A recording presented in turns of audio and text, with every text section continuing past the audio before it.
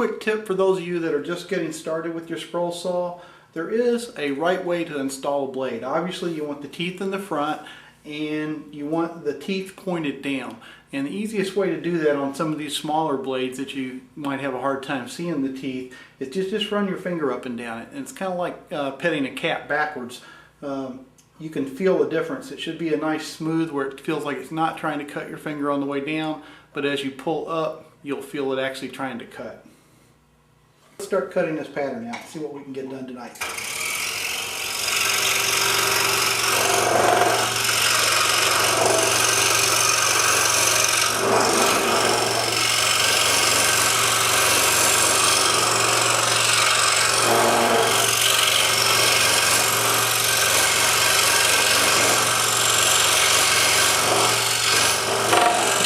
This is actually kind of nice to cut if you're not a very accurate cutter, because any type of swirl seams or anything like that, generally you're not going to notice the difference if you get off the line a little bit on the final piece. So you can kind of cut these patterns a little quicker than you would some others. On this pattern, where you need to slow down is when you get to the straight line, like around the outside of the box. You want those straight lines to look nice, and also if you have real perfect circles in a pattern, you want to take your time and get those right. But around these flowers you can kind of just move on.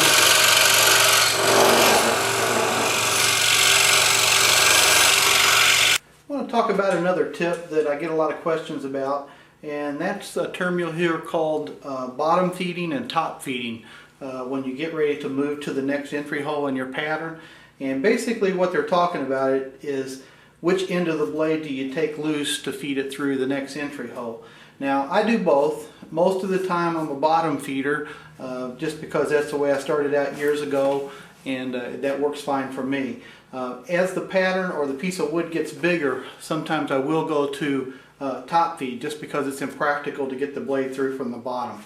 But if you're a bottom feeder like I am, you'll loosen your tension, loosen the blade from the top, lift your saw up, take the piece out, and you'll decide what your next entry hole is going to be, and you'll actually feed it through from the bottom like I'm doing right here. Now the disadvantage of this is it's harder to see, especially if the piece is bigger. So that's bottom feeding. Now what a lot of people do, and I don't have any problem with this because it does work very well, is they'll actually loosen the blade from the bottom. Now the disadvantage of this is sometimes it's a little harder to get the blade back in the bottom than it is from the top. But to top feed, you just lift the blade up out of the pattern, you go to your next entry hole, feed it back down through, and then hopefully you can hit the hole in your table saw, push it back down, and now you can go ahead and clamp it back down underneath the saw.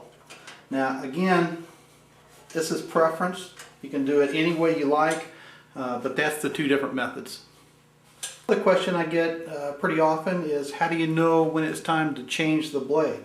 Well, the first and easiest answer is if it breaks. Now if you're using high quality blades and you're using the right blade for the thickness of the wood you're using, and you're using pretty good technique, you're not going to break that many blades.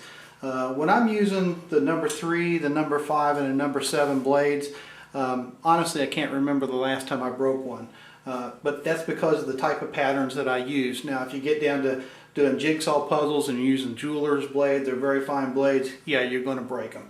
So that's the first tip, obviously, is, you know, if you break a blade, you're going to put a new one in it. The next thing is the blade will start to dull after time, and that time is largely dependent on a few factors: the type of wood you're cutting, how dense that wood is. And two things will happen. Actually, several things can happen, but the first thing that will happen is you'll actually feel yourself obviously having to push the wood into the blade to get it to cut. A lot of times, depending on the wood, you'll smell the heat generated from the blade. You'll actually smell the wood starting to burn, and you'll see it on the edges. And the last thing that's a little less noticeable at first when you're new to sawing is the blade will stop tracking as well as it will. You'll have a harder time staying on the line. So scroll saw blades are cheap. when you think they're dull or when you're having trouble, go ahead and put a new one in it until you get the feel of what a dull blade feels like. And if you take a blade out and you put a new blade in and it feels better over a period of time, that'll sink in and you'll have a better understanding of when it's time to change the blade. I want to give you another tip here, and this tip can, if you don't follow it, can ruin your day sometimes. If you've just spent an hour, 2 hours, 3 hours at the saw and you're getting down to the end of the piece and you don't follow this tip, like I said, it can ruin your day. I've got down to where I've got 2 of the largest pieces left to cut out. And I save those pieces till last just simply because it gives the piece I'm cutting on more stability until I'm actually finished with it. So I do all the smaller cuts first and then I move my way out to the bigger ones. And one thing that you'll have a tendency to do sometimes is when you're cutting these last few pieces, you've got a lot of open fretwork here and you're kind of moving your hands around trying to decide where to hold it. And what you'll do if you're not careful is you'll get your finger inside this fretwork, and as you're pushing you'll actually break the fretwork out, especially on more intricate fretwork. So in this case I'm down to my last couple pieces. I'm going to go ahead and change the blade because I want a nice sharp blade so I don't feel like I have to push the wood real hard. And also while I'm cutting, I just want to keep in mind that I don't want to grab in here and break a piece out. We finished cutting the 2 end pieces to our little tray here, and now you can see that because we did stack cut them, we've got both ends of the tray already ready to go. So we really saved ourselves a lot of time by stack cutting these pieces. And I think you can see right there that learning to stack cut is definitely a technique that if you're going to do any scroll sawing at all, you want to learn how to do. So there's our 2 end pieces of the tray. I'll go ahead and cut out the front and back, and then we'll go to the assembly table. All the sides cut out down, I just went ahead and set it on the rough cut piece that I'm going to use for the bottom. And basically all I'm doing is right now I'm just making sure all the slots and tabs line up.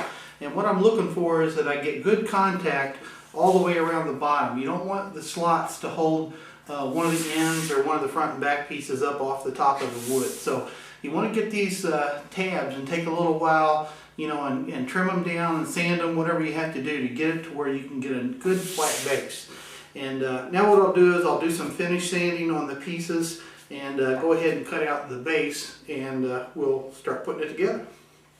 I finished most of the sanding that I'm going to do, and I've gone ahead and clamped the sides together, and you can see I've used several clamps because I wanted to make sure I got it pretty square, and also wanted to make sure I had a good even bottom all the way around. So as I was clamping this up, I was real careful to try to keep everything even.